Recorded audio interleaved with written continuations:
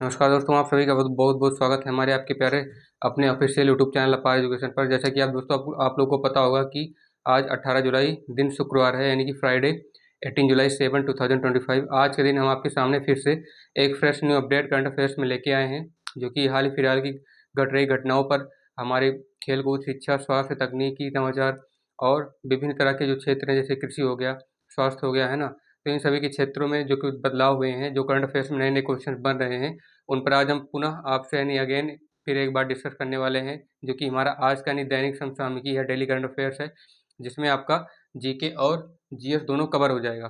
तो दोस्तों, इस वीडियो को बिना देरी किए हम लोग फिर से स्टार्ट करने वाले हैं। इससे पहले आपको बता दें कि अगर आप किसी भी गवर्नमेंट एग्जाम की या कॉम्पिटिटिव एग्जाम की यानी किसी भी प्रतियोगी परीक्षा की अगर आप तैयारी कर रहे हैं, तो उसमें सबसे ज़्यादा आपके लिए ये बेनिफिट होने वाला है। तो आइएगा देखते हैं दोस्तों, बिना वीडियो को देरी किए स्टार्ट करें, ताकि हम लोग कम से कम टाइम में ज़्यादा कुछ कवर कर पाएँ। देखिएगा, आज का हमारा 18 जुलाई यानी कि फ्राइडे आज का जो डेट है, उसमें डेली करंट अफेयर्स में जीके जीएस आपका कवर हो जाएगा, जो कि जनरल नॉलेज और जनरल साइंस का होता है। देखिएगा, पहला क्वेश्चन क्या है कि भारतीय सेना ने अभी हाल ही में जो अपना अपना जो इंडियन आर्मी है, उसने अभी हाल ही में किस स्वदेशी विकसित वायु रक्षा, अपनी मतलब आर्मी नहीं बल्कि भारतीय सेना एक और है, जैसे आज 3 सेना होती है ना, आपको पता होगा, एक थल सेना, जल सेना और नौसेना। तो जो भारतीय सेना इसमें वायु रक्षा प्रणाली की बात कर रहा है, इस मतलब इंडियन एयरफोर्स हो गया। तो भारतीय जो नौसेना है, यानी कि भारतीय सेना ने हाल ही में किस स्वदेशी विकसित वायु रक्षा प्रणाली, यानी कि अपने देश में डेवलप किया गया, अपने देश में विकसित वायु रक्षा प्रणाली का सफल परीक्षण लद्दाख में किया है। पूछ रहा है कि ऐसा कौन सा स्वदेशी विकसित वायु रक्षा प्रणाली है, यानी कि ऐसी कौन सी अपने देश में in our self country developmented Indian, यानी कि जो एयर बेस है अपना, उसका ऐसा कौन सा हथियार बनाया है वायु रक्षा प्रणाली का, जिसका सफल परीक्षण अभी लद्दाख में हाल ही में किया गया है। तो ये बताना है आपको। पहला आपके सामने ऑप्शन है INS तमाल है, तो INS तमाल। दूसरा है S-400, तीसरा है रुद्रम मिसाइल और चौथा है आकाश प्राइम। इससे पहले आपको बता दें, INS तमाल रूस की सहायता से भारत में शामिल किया गया था, तो ये नहीं है। S-400 जो कि खुद ही रूस दिया है भारत को, ये भी नहीं है। रुद्रा मिसाइल भारत ने भी हाल ही में बनाई है, लेकिन ये नहीं है, इससे बनाया हुआ भी कुछ समय हो गया है। लेकिन आकाश प्राइम को भी कल या परसों में ही, यानी कि हाल ही में अभी भारतीय सेना ने सफल परीक्षण किया था लद्दाख में, जो कि अपने देश में विकसित किया गया था, अपने देश में, यानी कि स्वदेशी विकसित वायु रक्षा प्रणाली का सफल उद्घाटन, सफल परीक्षण किया था भारतीय वायुसेना ने, इंडियन एयरफोर्स ने। तो देखिएगा, आगे वाला हमारा जो क्वेश्चन है, आकाश प्राइम कितनी दूर तक हवाई लक्ष्य को नष्ट कर सकता है, यानी कि इसी क्वेश्चन पे डिपेंड है, पहले वाले क्वेश्चन पे दूसरा वाला क्वेश्चन डिपेंड है। मतलब क्या है कहने का मतलब, अभी हमने जो पढ़ा कि आकाश आकाश प्राइम का अभी भारतीय नौसेना ने, यानी कि इंडियन फोर्स ने अपने ही देश में स्वदेशी निर्मित वायु रक्षा प्रणाली का सफल परीक्षण लद्दाख में किया। तो वो आकाश प्राइम की मतलब की रेंज कितनी है, पूछ रहा है कि कितने दूर तक ये जो है आकाशीय लक्ष्य को नष्ट कर सकती है, अपने हवाई लक्ष्य को। तो आइएगा देखते हैं क्या है। 10 से 15 किलोमीटर, 15 से 20 किलोमीटर, 20 से 25 किलोमीटर, 25 से 30 किलोमीटर। ना ही ये 10 से 15 किलोमीटर है, ना ही 15 से 20 है, और ना ही 20 से 25 है। आकाश प्राइम की जो मैक्सिमम रेंज है, यानी कि अपने उड़ते हुए या दूर से ही, ऊपर से ही 25 से 30 किलोमीटर के सर्कल में, यानी उसके रेंज में आने वाले सभी चीज़ों को नष्ट कर सकती है। इसकी जो मैक्सिमम रेंज है 25 से 30 किलोमीटर बताई जा रही है। आइएगा देखते हैं आगे क्या है कि भारत की पहली रोल ऑन रोल ऑफ यानी कि RORO इसका शॉर्ट फॉर्म होता है। भारत का पहला रोल ऑफ फेरी किस राज्य सरकार में ने शुरू किया है, यानी कि अभी कौन सी स्टेट गवर्नमेंट आई है, कि कौन सा राज्य सरकार अभी आई है जिसने अभी हाल ही में रोल ऑफ RORO फेरी भी स्टार्ट किया है, शुरू किया है। पूछ रहा है, पहला 4 ऑप्शन फिर से आपके सामने आपको दिख रहा होगा। उत्तर प्रदेश सरकार यानी कि यूपी गवर्नमेंट है, गोवा सरकार गोवा गवर्नमेंट, बिहार सरकार है बिहार गवर्नमेंट है, फिर कर्नाटक सरकार कर्नाटक गवर्नमेंट। आपको बता दें, ना ही ये कर्नाटक गवर्नमेंट है, ना ही ये बिहार गवर्नमेंट है, और ना ही ये यूपी गवर्नमेंट है। अभी हाल ही में जो कि भारत का छोटा राज्य है, जिसे बताया जाता है भारत का सबसे छोटा राज्य गोवा है, अभी गोवा की गवर्नमेंट ने हाल ही में अपने पहला roll of RORO ferry start किया है। ठीक है, इसका मतलब होता है कि उसके देश में, मतलब अपने देश का जो ये राज्य गोवा सरकार है, मतलब गोवा राज्य है, इसकी यहाँ की जो सरकार बनी है, इसने भी हाल ही में अपना रोल ऑफ फेरी स्टार्ट किया, जिसका मतलब अपने देश में आर्थिक विकास जो हो रहा है, जो राजनीति के तौर पे वहाँ पे चल रहा है, और जो शिक्षा का स्तर वहाँ पे ऊंच नीच का मतलब चल रहा है, कि मतलब कभी गिर जाता है, कभी ऊपर चला जाता है, तो उस पर उसको जो है बैलेंस बनाने के लिए रोल ऑफ किया गया है। अपने पहले ही अभी गवर्नमेंट ने अपना पहला जो है रोल ऑफ फेरी स्टार्ट किया है। तो देखिएगा आगे क्या है कि भी हाल ही में किस विदेशी विश्वविद्यालय ने भारत में अपना पहला परिसर स्थापित किया। पूछ रहा है कि ऐसा कौन सा विदेशी विश्वविद्यालय जिसने अभी हाल ही में अपना पहला परिसर स्थापित किया। यानी कि आप बता सकते, इंग्लिश में भी बोल सकते हैं कि which foreign university has established in India the first time. यानी पहले बार में भी हाल ही में कौन सा स्थापित किया है कि अमेरिकन विश्वविद्यालय है, यूनिवर्सिटी ऑफ साउथहैम्पटन है, तीसरा है यूनिवर्सिटी ऑफ लखनऊ और चौथा है ऑक्सफोर्ड यूनिवर्सिटी। आपको बता दें कि सभी विदेशी यूनिवर्सिटियां हैं, केवल एक यूनिवर्सिटी ऑफ लखनऊ है, लेकिन पूछ रहा है विदेशी यूनिवर्सिटी, तो विदेशी में गलत हो जाएगा क्योंकि अपने देश की है। तभी कोई विदेशी विश्वविद्यालय है जिसे भारत ने अपना पहला परिसर जिसे भारत में स्थापित किया गया है, तो ये अमेरिकन विश्वविद्यालय नहीं होगा, ना ही ये ऑक्सफोर्ड यूनिवर्सिटी होगा जो कि अमेरिका की है। ये है यूनिवर्सिटी ऑफ साउथहैम्पटन, यानी कि जो साउथ की यूनिवर्सिटी है। यूनिवर्सिटी ऑफ साउथहैम्पटन का मतलब कि जितने भी दक्षिण अफ्रीका के जो देश हैं, दक्षिण एशियाई देश हैं जो, तो वहाँ के देश में एक यूनिवर्सिटी है यूनिवर्सिटी ऑफ साउथहैम्पटन। इस विश्वविद्यालय ने अभी हाल ही में, ये जो यूनिवर्सिटी ऑफ साउथहैम्पटन है, एक बात और है कि अभी हाल ही में इसने भारत में अपना पहला परिसर तो स्थापित किया है। अब पहला यानी परिसर अपना जो पहला रेंज है इसने स्थापित किया। उसके बाद का जो लेवल है यूनिवर्सिटी का, जो हम लोग का जैसे कि विदेशी स्तर पर भी कुछ लोग को हम लोग को जानकारी होगी, हम भारतीय स्टूडेंट को, तो इसके मामले में सबसे ज़्यादा ग्रो करेगा।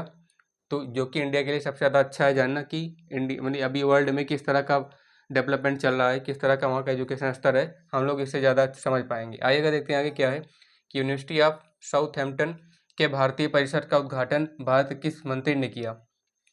यानी कि चौथा वाला जो पाँचवा वाला क्वेश्चन है वो चौथे पे डिपेंड कर रहा है। यानी कि अभी हमने इसमें पढ़ा चौथे वाले में कि विदेशी विश्वविद्यालय, यानी किस विदेशी विश्वविद्यालय ने भारत में अपना पहला परिसर स्थापित किया, तो उसमें आ गया यूनिवर्सिटी ऑफ साउथहैम्पटन। तो यूनिवर्सिटी ऑफ साउथहैम्पटन में जो क्या है कि अभी इसका उद्घाटन हाल ही में भारत के किस केंद्रीय मंत्री ने किया, अगला क्वेश्चन ये पूछ रहा है। तो आपके सामने फिर से 4 ऑप्शन है, धर्मेंद्र प्रधान है, जगदीप धनखड़ है, नितिन गडकरी है, श्रीमती निर्मला सीतारमण है।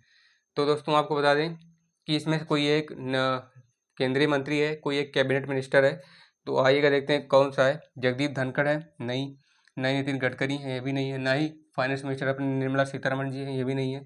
ये है अपने एजुकेशन मिनिस्टर जो कि शिक्षा मंत्री हैं, धर्मेंद्र प्रधान। अभी हाल ही में अपने एजुकेशन मिनिस्टर धर्मेंद्र प्रधान जी ने जो विदेशी विश्वविद्यालय, जो फॉरेन यूनिवर्सिटी आई है इंडिया में अपना पहला परिसर, अपना पहला कैंपस लगाया है, उस यूनिवर्सिटी ऑफ साउथहैम्पटन का जो उद्घाटन है, सफल परीक्षण है, मतलब सफल उद्घाटन इंडियन का जो अपना कैबिनेट मिनिस्टर है वो धर्मेंद्र प्रधान जी ने किया है अभी हाल ही में, जो कि सबसे ज़्यादा ज़रूरी था। तो मतलब आपको पता ही होगा यूनिवर्सिटी है मतलब शिक्षा व्यवस्था से संबंधित है, तो उसका उद्घाटन भी कौन करेगा, शिक्षा मंत्री करेंगे। ना ही अपने ना ही अपने जो है रोड ट्रांसपोर्ट और हाईवे की मिनिस्ट्री जो कि सड़क यातायात के हैं, ना ही वित्त मंत्री करेंगे और ना ही स्वास्थ्य एवं चिकित्सा मंत्री करेंगे। इसके मंत्री करेंगे शिक्षा मंत्री करेंगे। केवल एजुकेशन मिनिस्टर ही शिक्षा व्यवस्था से संबंधित कोई भी उद्घाटन, कोई भी सुधार कर सकते हैं। आइएगा आगे देखते हैं क्या है कि सफल स्वच्छ सर्वेक्षण 2024 से 25 में भारत का सबसे बड़ा और स्वच्छ शहर कौन घोषित हुआ। अभी हाल ही में आपको बता दें, अभी नीट एंड क्लीन, यानी कि आपको पता होगा क्लीन सर्वे हुआ था अभी 2024-25 का, तो उसमें भारत के सभी शहरों को शामिल किया गया था। यानी भारत के जितने राज्य हैं उनकी गिनी चुनी मानी जानी राजधानियों को लिया गया था। तो उसमें अभी ऐसी कोई एक राजधानी घोषित हुई है भारत का, ऐसा कोई एक शहर घोषित हुआ है जिसे सबसे ज़्यादा स्वच्छ, सबसे ज़्यादा साफ सुथरा बोला जा रहा है। आइएगा देखते हैं कौन सा शहर है। लखनऊ है, दिल्ली है, बेंगलोर है या फिर सुल्तानपुर है। आपको बताएं दोस्तों, लखनऊ नहीं है। लखनऊ में मतलब बहुत ज़्यादा इस समय गंदगी है, मतलब इस समय जैसे किनारे को लोग कूड़ा कचरा लगा देते हैं, तो सरकार उस पर साफ़ सफाई स्वच्छता जो अभियान जारी कर रही है, तो उस पर लखनऊ में ये सुधार हो रहा है। लेकिन अभी लखनऊ घोषित नहीं हुआ, ना ही दिल्ली हुआ है। दिल्ली में आपको भी पता होगा, दिल्ली भी ऐसा ही डेवलप कर रहा है, अभी स्वच्छ हो रहा है। लेकिन बेंगलोर, कर्नाटका ये नहीं है क्योंकि ये अभी 100 में से 75% ये लगभग हो चुका है। आपको बताएं दोस्तों, अभी हाल ही में अभी हमने एक शहर घोषित हुआ है, मैं यहाँ पे लिखना चाहिए था अहमदाबाद, हमने सुल्तानपुर कर दिया था। अभी अब गुजरात का अहमदाबाद एक ऐसा शहर है जिसे हाल ही में अभी सबसे ज़्यादा स्वच्छ और सुथरा शहर घोषित किया गया है, साफ़ सुथरा और स्वच्छ शहर घोषित किया गया है। आपको पता होगा ये अहमदाबाद गुजरात में है और इस अहमदाबाद को भारत का मानचेस्टर कहा जाता है। Ahmedabad is called the Manchester of India, है ना। तो इसमें स्वच्छ सर्वेक्षण में, यानी कि clean survey Ahmedabad is declared as the pure and clear country, pure and the clean country in the clear survey of 2024 to 2025 of India. ठीक है, अहमदाबाद को भारत का सफल स्वच्छ सर्वेक्षण में भारत का सबसे स्वच्छ और साफ सुथरा शहर अभी हाल ही में घोषित किया गया। आइएगा देखते हैं क्या है सबसे लास्ट वाला फुल फॉर्म, सबसे लास्ट वाला क्वेश्चन जो कि आपके लिए बहुत ही ज़्यादा ज़रूरी है। इसे हमने खुद ही इंक्लूड किया है, जीके या जीएस में से आपका एक क्वेश्चन पूछा जाता है, कोई भी फुल फॉर्म पूछा जा सकता है, लेकिन आप अगर इंडिया में रहते हैं तो आपको ये फुल फॉर्म पता होना बहुत ही ज़्यादा ज़रूरी है कि भारत का यानी इंडिया का फुल फॉर्म क्या है। I for independent, N for nation, and D for democratic, and फिर आई फॉर इंटेलिजेंट, और उसके बाद फिर ए फॉर है एरिया।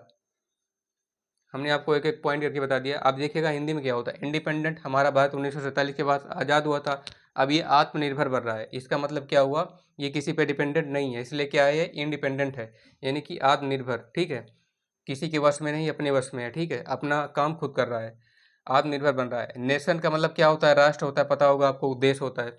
उसके बाद क्या है, डी फॉर डेमोक्रेटिक, डेमोक्रेटिक का मतलब होता है गणतंत्र, है ना, गणराज्य जिसे बोलते हैं। हमारे भारत में क्या है, गणतंत्र है, गणराज्य। जैसे हमारा गणतंत्र दिवस जो होता है वो 26 जनवरी को मनाया जाता है, 26 जनवरी को हमारा गणतंत्र दिवस मनाया जाता है, तो ये डेमोक्रेटिक है। उसके बाद क्या है, आई फॉर है इंटेलिजेंट, का मतलब बुद्धिमान। हमारे देश में भी क्या है, बुद्धिमान लोग हुए हैं कि अब देखिएगा कितना ज़्यादा प्रोग्रेस कर रहा है ना, हम लोग चांद पर पहुंच गए, और हमारे भारत का जो जीडीपी है वो भी कितना आगे चला गया है, शिक्षा व्यवस्था में सुधार हो रहा है।